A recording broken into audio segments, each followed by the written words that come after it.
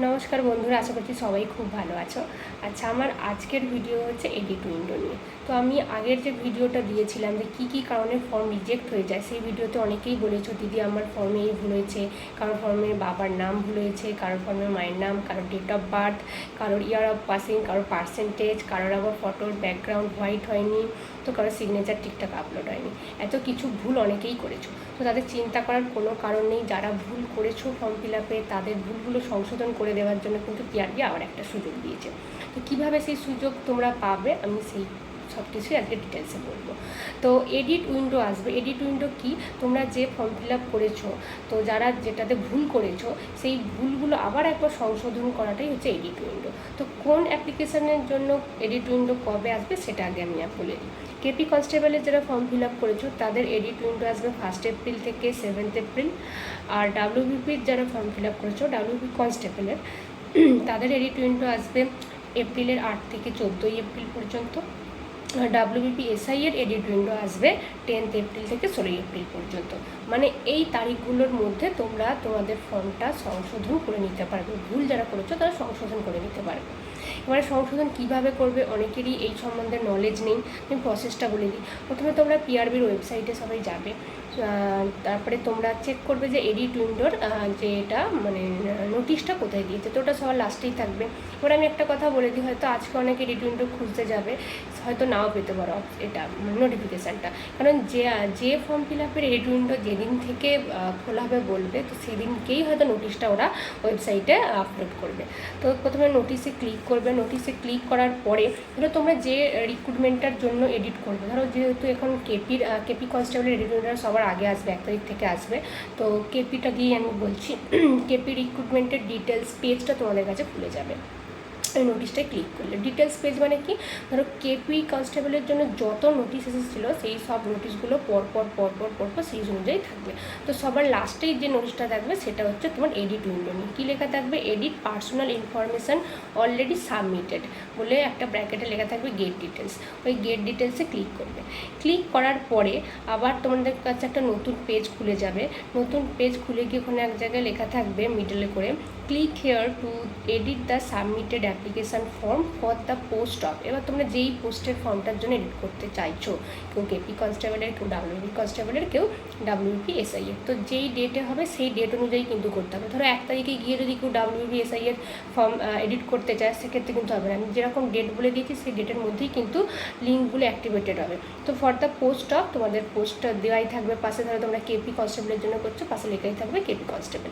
তো ওখানে ক্লিক করবে। ক্লিক করার পরে একটা নতুন পেজ খুলে যাবে। তো ওখানে তোমাদের পোস্ট সিলেক্ট করতে দেবে, মানে আবার কেপি কনস্টেবল বা ডাব্লিউবি কনস্টেবল বা ডাব্লিউবি এসআই যেইটা তোমরা সংশোধন করতে চাও সেই পোস্ট সিলেক্ট করবে। করার পর অ্যাপ্লিকেশান সিরিয়াল নাম্বার চাইবে, মোবাইল নাম্বার চাইবে, ডেট অফ বার্থ চাইবে। এগুলো সব কিছু দিয়ে দিলে তারপরে তোমরা নিচে সার্চ বাটন বলে একটা অপশান থাকবে, সার্চে ক্লিক করবে। সার্চে ক্লিক করলে তোমাদের মোবাইল ফোনে মানে যে নাম্বারটা দেওয়া আছে মোবাইল নাম্বারে, ওই নাম্বারটায় তোমাদের একটা ওটিপি আসবে। সেই ওটিপিটা এন্টার করবে। এন্টার করার পর তোমাদের নেম, ডেট অফ বার্থ দিয়ে আরেকটা পেজ খুলে যাবে। তো ওই পেজের নিচেই এডিট ইউর অ্যাপ্লিকেশান বলে একটা অপশান আছে, ওই অপশানে তোমরা ক্লিক করবে। ক্লিক করার পর তোমরা যে ফর্মটা আগে ফিল আপ করেছিলে সেই ফর্মটা পুরো তোমাদের সামনে খুলে যাবে। খুলে যাওয়ার পর এবার ধরো ফার্স্ট পেজে যেরকম থাকে সবার পার্সোনাল ইনফরমেশান, তো তোমরা যে যা পার্সোনাল ইনফরমেশান দিয়েছো, যার যেটা ভুল হয়েছে সে সেটা ঠিক করবে। কারো যদি বাবার নাম ভুল হয়ে থাকে তো বাবার নামের স্পেলিং ঠিক করবে। তার কারো যদি ইয়ার অফ পাসিং ভুল হয়ে থাকে ইয়ার অফ পাসিং ঠিক করবে। কারো যদি পার্সেন্টেজ ভুল হয়ে থাকে পার্সেন্টেজ ঠিক করবে। করে নিচে একেবারে দেখবে নেক্সট অপশান বলে আছে, ওখানে ক্লিক করবে। ক্লিক করার পর আবার নেক্সট পেজ খুলে যাবে। ওখানে যদি কিছু ঠিক করার থাকে ওখানে আবার ঠিক করবে, করে আবার নিচে নেক্সট পেজ খুলে যাবে। এবার থার্ড পেজে থাকে হচ্ছে তোমাদের ফটো অ্যান্ড সিগনেচারের পেজ, যেটা আপলোড করতে এবং যেটার জন্যই বেশিরভাগ ফর্ম কিন্তু রিজেক্ট হয়। আর কেন রিজেক্ট হয়, কী করলে রিজেক্ট হয় সেগুলো আমি আগের ভিডিওতে সব বলে দিয়েছি, তো আশা করছি সবাই দেখেছো। এবার ধরো কারোর ফটো তোমরা ব্যাকগ্রাউন্ড হোয়াইট দাওনি, অনেকেই বলছো দিদি ব্যাকগ্রাউন্ড হোয়াইট, তো অনেকেই বলছো হয়ে যাবে এরকম বলছো। দেখো ভাই, আমি অনেকের কথা তো জানি না, কিন্তু নোটিফিকেশানে যেরকম দেওয়া আছে আমার মনে হয় সেরকম মেনে ফর্ম ফিল আপ করাই ভালো। কেন তুমি ওদেরকে সুযোগ দেবে তোমার ফর্মটা রিজেক্ট করে দেওয়ার জন্য? একটা 20 টাকার ফর্মের মানে ছবির জন্য তোমাদের যে 270 টাকার 75 টাকা ফর্ম ফিল আপের ফিসটাই বেকার হয়ে যাবে।